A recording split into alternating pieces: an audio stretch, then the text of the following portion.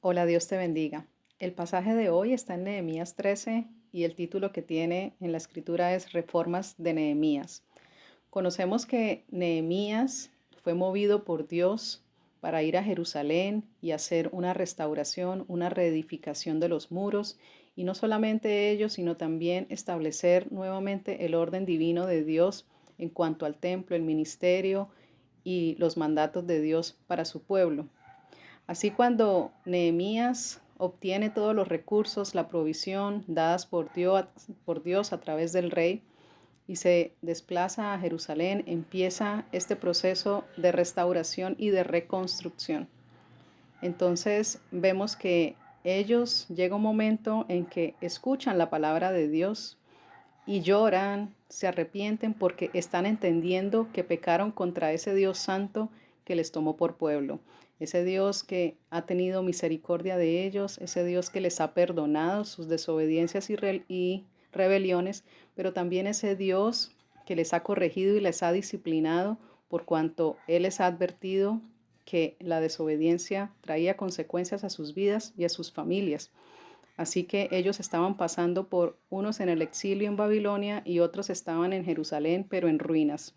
Así que cuando ellos escuchan la palabra de Dios, son conmovidos en su espíritu, en su interior y lloran. Pero el Señor les dice que celebren y luego ellos posteriormente a esta celebración de que por lo menos habían entendido que habían transgredido la palabra de Dios, y eso es lo que Dios dice en la palabra, en las palabras de Jesucristo, que hay gozo y fiesta en el cielo cuando un pecador se arrepiente. Esto mismo estaba pasando. Dios les dijo, no se entristezcan, sino celebren. Y les mandó a dar regalos a los pobres, a tomar vino y a comer, a compartir alimentos, porque ellos habían entendido la palabra de Dios y al escuchar la palabra de Dios sus corazones fueron conmovidos, su espíritu se conmovió en ellos y se arrepintieron, lloraron y entendieron el mal que habían hecho. Así que era el tiempo de empezar algo nuevo, una nueva vida de la mano de Dios. Entonces, en este proceso, ellos firman un pacto con Dios. Todo el pueblo, desde los principales hasta el pueblo en general, ellos firman un pacto donde se comprometen con Dios a hacer lo que ya Dios les había solicitado. Pero en el capítulo 13, que es el que vamos a comentar, las enseñanzas que Dios nos trae hoy, habla de que Nehemías hace su obra y regresa porque él era el siervo del rey. Entonces no iba a quedarse para siempre allí en Jerusalén, sino solamente a cumplir una misión. Luego, cuando él siente de Dios volver a Jerusalén después de cierto tiempo, dice que se encuentra con que todo estaba desordenado nuevamente. Es decir, no se mantuvieron en el pacto con Dios, sino que todo se volvió desordenado. Dice en los primeros versos, que el sacerdote había acomodado en una de las cámaras del templo enseres y los muebles de uno de sus parientes. Y esto lo encontró Nehemías, porque dice el verso 7, para volver a Jerusalén, y entonces supe del mal que había hecho Eliasib por consideración a Tobías, haciendo para él una cámara en los atrios de la casa de Dios. Dice el verso 8, y me dolió en gran manera, y arrojé todos los muebles de la casa de Tobías fuera de la cámara. Verso 9, y dije que limpiasen las cámaras, e hice volver allí los utensilios de la casa de Dios, las ofrendas y el incienso. Es decir, esta persona que estaba encargada, que era el sacerdote Eliasib, había acomodado a su pariente en una de las cámaras que estaban destinadas para uso santo. Entonces ahí ya empezó desde la cabeza, que era el sacerdote, el desorden. Y cuando la cabeza está en desorden, todos los que van detrás de él obviamente van a caminar también en ese desorden.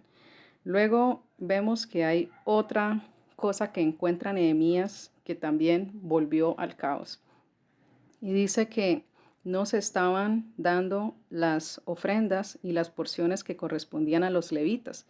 Ellos ya habían sido instruidos, no solamente en este tiempo, sino desde el tiempo que Moisés recibió instrucciones por parte de Dios de cómo debía ser el ministerio en el templo, la administración de las cosas de Dios. Así que Esdras, el sacerdote, y Nehemías ya habían hablado esto con el pueblo antes de que Nehemías regresara con el rey, pero habían vuelto a fallar, abandonaron todas estas cosas que habían comprometido hacer para Dios y que Dios les había pedido restaurar.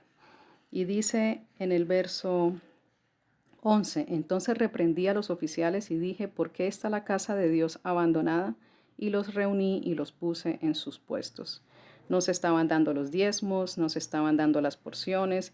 Dice que los levitas y los cantores que hacían el servicio en la casa de Dios habían vuelto cada uno a su heredad, es decir, abandonaron sus posiciones, se volvieron a sus casas y siguieron haciendo su vida normal, dejando de lado el llamamiento ministerial que Dios les había dado. Ese fue el segundo punto que encontró Nehemías a su regreso. Luego también dice que estaban transgrediendo el día de reposo, que Dios les había pedido como mandamiento que guardasen, que no comerciaran, que no hicieran negocios, sino que fuera un día santo apartado a Dios. Y estaban efectivamente haciendo negocios. Y en el verso 21 vemos que Nehemías le dice a los mercaderes que iban, que ya Nehemías había dado la orden de cerrar las puertas una vez él regresa y se da cuenta de esto, pero los mercaderes seguían esperando en las puertas a ver si alguien les abría para hacer negocios. Y en el verso 21 dice la palabra, y les amonesté y les dije, ¿por qué os quedáis vosotros delante del muro? Si lo hacéis otra vez, os echaré mano. Desde entonces no vinieron en día de reposo. Nehemías, vemos en la escritura, es un hombre con un carácter, con un celo y con un temor de Dios que hacen que efectivamente le sacó los muebles a el Tobías, que estaba ocupando esa cámara que era destinada al servicio de Dios, y Nehemías cogió los enseres y los muebles de ese Tobías y los sacó fuera por el temor, el amor y el celo santo de Nehemías por Dios. Luego pone a cada persona en su lugar, puesto que se habían ido los levitas. Entonces fue ese celo santo que llevó a Nehemías a ubicar a cada uno en su posición ministerial, conforme al llamamiento de Dios para cada uno.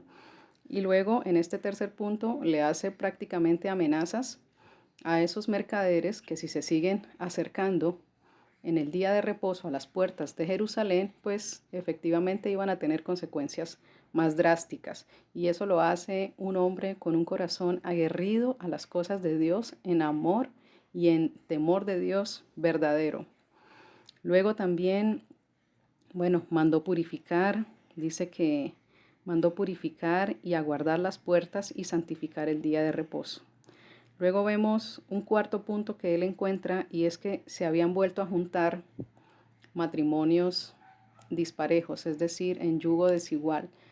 Estaban personas que habían hecho pacto con Dios, uniéndose a mujeres que correspondían a otros pueblos, a otros dioses. Y esto también trajo el enojo de Nehemías. Y leemos en el verso 25, dice, y reñí con ellos y los maldije. Herí a algunos de ellos y les arranqué los cabellos. Y les hice jurar diciendo, no daréis vuestras hijas a sus hijos y no tomaréis sus hijas para vuestros hijos ni para vosotros mismos. Verso 26, ¿no pecó por esto Salomón, rey de Israel? Bien que en muchas naciones no hubo como él, que era amado de su Dios y Dios lo había puesto por rey sobre todo Israel. Aún a él le hicieron pecar las mujeres extranjeras. Todos sabemos que la debilidad de Salomón fue ese deseo, esa pasión desordenada por las mujeres. Eso llevó a que su corazón se torciera y se apartara del camino de Dios.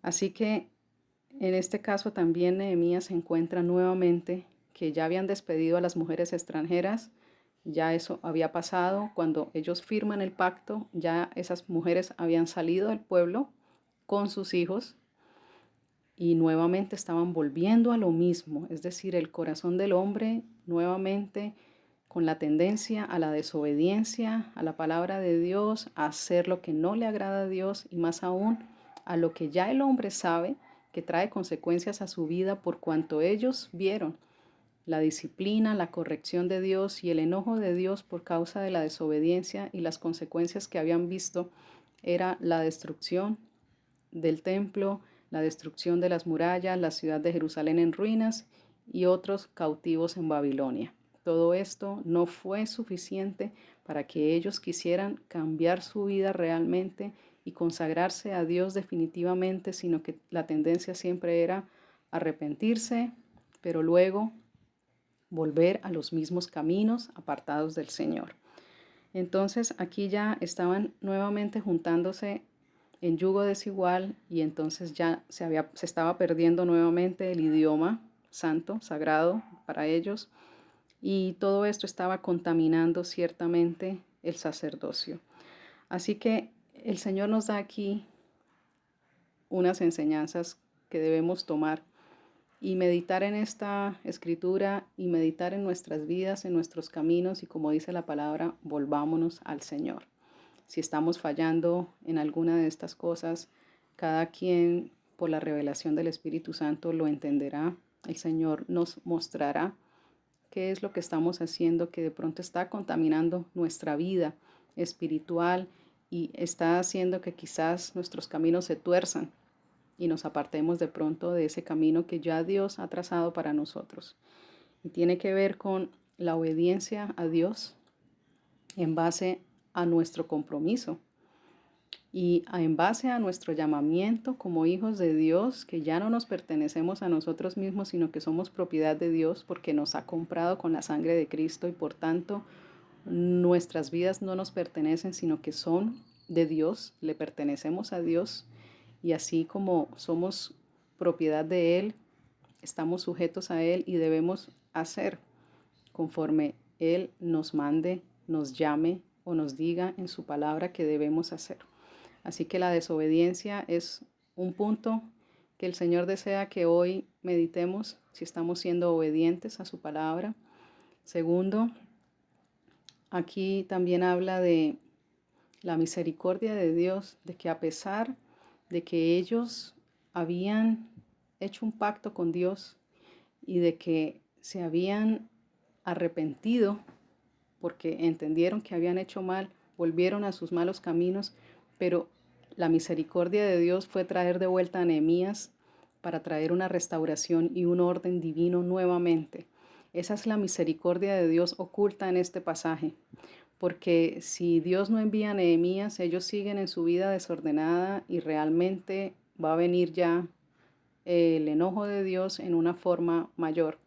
Pero Dios trae a Nehemías por su misericordia, por amor de su pueblo y por amor de su santo nombre, para que Nehemías vuelva y establezca ese orden divino en ellos, en sus vidas, en las familias y en el ministerio también de Dios. Así que esperamos que realmente nuestras vidas sean agradables a Dios. Todos tenemos ese deseo en nuestro corazón, pero debemos ser intencionales y tener realmente esa voluntad de hacerlo. Así que bendigo tu vida, bendigo tu familia, que sea el Señor con su Santo Espíritu guiándonos. Cada día tenemos esa bendición que es nuestro ayudador, que es el Espíritu Santo, que en los tiempos antiguos no tenía el pueblo y por tanto tenían esa tendencia pecaminosa, pero nosotros tenemos la ayuda dada por Dios, que es su Santo Espíritu en nosotros, para tener ese espíritu de poder, amor y dominio propio que nos ayuda a mantener nuestras vidas en el camino que es Cristo.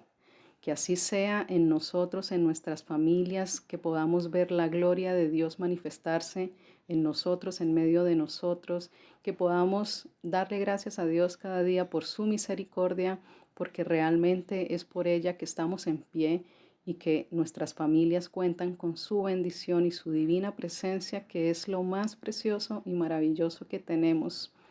En el nombre de Jesucristo te bendigo, doy gracias a Dios por tu vida y doy gracias a Dios por esta palabra también que nos ha ministrado hoy con su Santo Espíritu. Dios te bendiga grandemente.